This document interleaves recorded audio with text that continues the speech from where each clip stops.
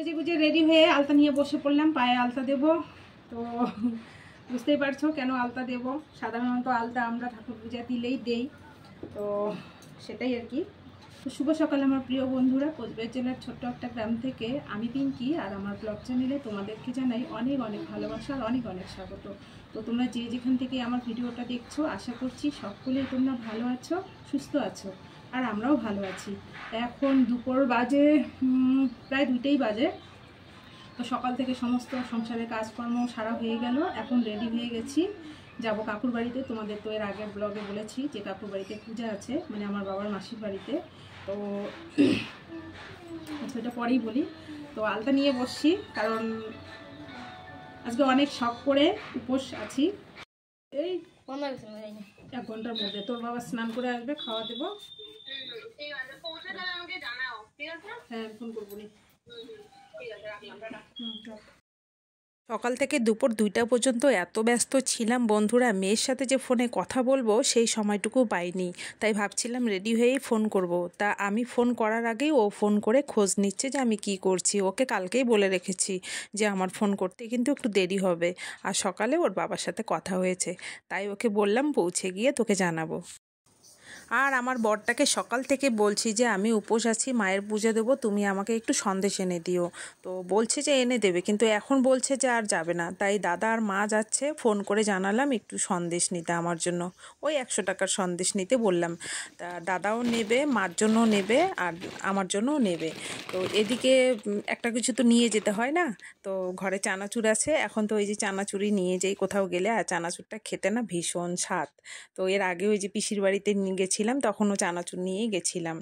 তো এখানেও চানাচুর নিয়েই যাব। তো ব্যাগে এখন ঢুকিয়ে রেখে ছেলেকে রেডি হতে বলবো। আমরা এসে পড়ছি ভাস্কর মামা বাড়িতে মানে টাউনে আমরা এসে পড়ছি। বাবা খুব মাথা যন্ত্রণা করছে, কিন্তু আমাদের গরম আছে। পা দেখাও কেন? এই যে গরম লাগতেছে আমার, এই যে পায়ে। তো বন্ধুরা উপোস আছি, এই জন্যই মাথা ব্যথা করছে। আর 2টা গাড়িতে করে আসলাম, তো গিয়ে একটু চা খেতে হবে, চা না খেলে আর উপায় নাই। খুব মাথা ব্যথা করছে, তো চা খাওয়ার আগে একটু মুখটা ধুয়ে নেব। উপাস থাকো। আরে উপাস তো আছি, উপাসে চা খাওয়া যায়? জল তো খাওয়া যাবে। জল, শরবত, চা। পাখি দেখছিস বাবু? পাখি দেখায়, পাখি। এই জুতাটা খুলে ওঠ ঈশান।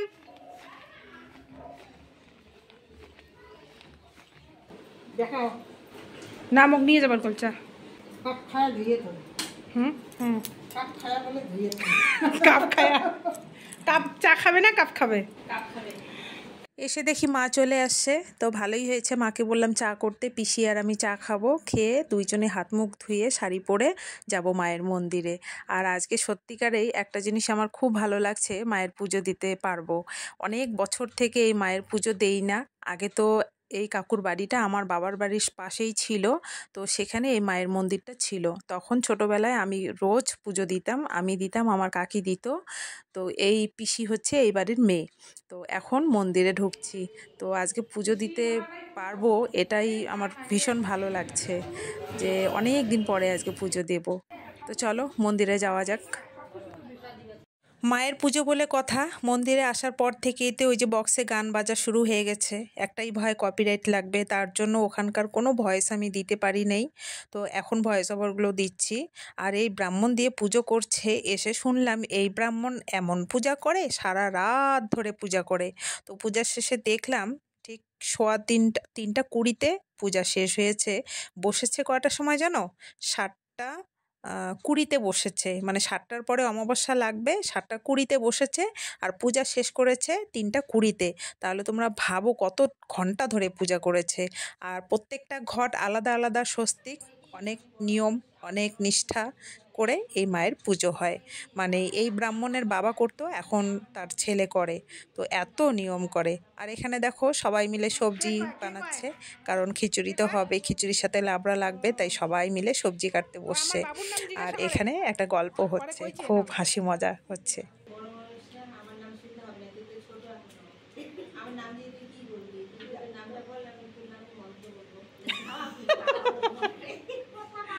দিনের বেলা চণ্ডীপাঠ হয়েছে, মানে চণ্ডী পুজো হয়েছে। আর প্রত্যেকটা ঘটের মধ্যে দুব্বার মধ্যে 5টা করে পাতা রেখে সেই 5টা করে দুব্বা সুতা দিয়ে বেঁধে ঘটের মধ্যে বেঁধে দেওয়া হচ্ছে। আর এই পুজোয় নাকি আসল এই জিনিসটা পিতলের একটা পাত্র, তার উপরে লাল চন্দন দেওয়া ছিল, তার উপরে কি যেন একটা অঙ্কন করছে, মানে আর্ট করছে, সেটা আমি জানি না কি। তো এখানেই নাকি এই পুজোতে এটাতেই নাকি মা স্বয়ং কালী আসেন এই পুজোতে। তো ঠিক আমার জানা নেই, আজ আমি প্রথম দেখছি। আর এনার যা পূজার নিয়ম, আজকে অনেক কিছুই নতুন নতুন জিনিস দেখছি। আর কাঁঠাল পাতা আনা ছিল না, কাঁঠাল পাতা নাকি লাগবে, তো রাত্রে করেই কাঁঠাল পাতা নিয়ে আসা হলো। দেখো, তো প্রত্যেকটা ঘটের মধ্যেই কাঁঠাল পাতা 5টা করে, তার উপরে সিঁদুর দেওয়া, তো সেগুলো দিতে হবে। আর এখন মায়ের ঘট বসানো হচ্ছে। তো পূজার থেকে একটুখানি নিচে গেছিলাম ফ্রেশ হতে, মুখটা তো খুব কালো লাগছে, তো মুখটা ধুয়ে একটু ফ্রেশ হয়ে আসলাম, কিন্তু শাড়িটা আর পরলাম না, এই শাড়িটাই পরে রইলাম। পরে গাইস পূজা শুরু হয়ে গেছে।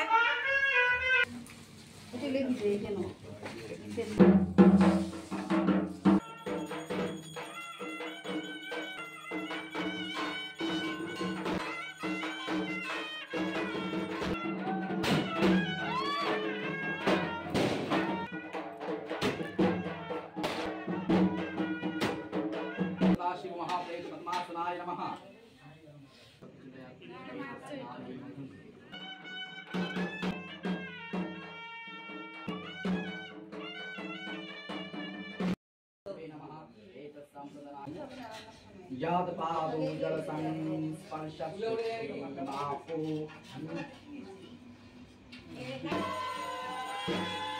ओम कवितर पक्षे नमः इति गन्धपुष्पे ओम कवितर पक्षे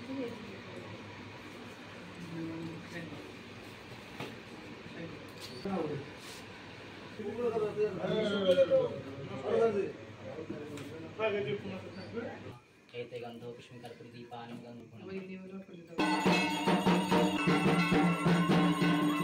কালী মায়ের পুজো যে এতক্ষণ ধরে হয় এটা আমার আজকে জানা হলো, এর আগে আমি জানতাম না বন্ধুরা। কি মশার উৎপাত, দেখো ধূপকাঠি নিয়ে বসে আছি, আমার এই পাশে এক বোন আর আমি, আর দেখাচ্ছি তোমাদের রাত্রি কয়টা বাজে। এখনো পূজা শেষ হয় নাই, হোম হবে, অঞ্জলি হবে, তারপর পূজা শেষ হবে। হ্যালো গাইস, মশা কামড়ায় তো এই জন্য মশা ধূপ নিয়ে বসে আছি। এখনো হোম হয়নি, অনেক দেরি আছে, 4টা বাজবে। আমার ঘুম পাচ্ছে না, আমার খিদেও পাচ্ছে না, ঘুমও পাচ্ছে না। দুটো নয়, কটা থেকে ধরে আছি আমরা দুইজনে দিন। একটু নাচানাচি করে ভালো লাগে, চোখ আমার বন্ধুদের ধূপকাঠি দিই।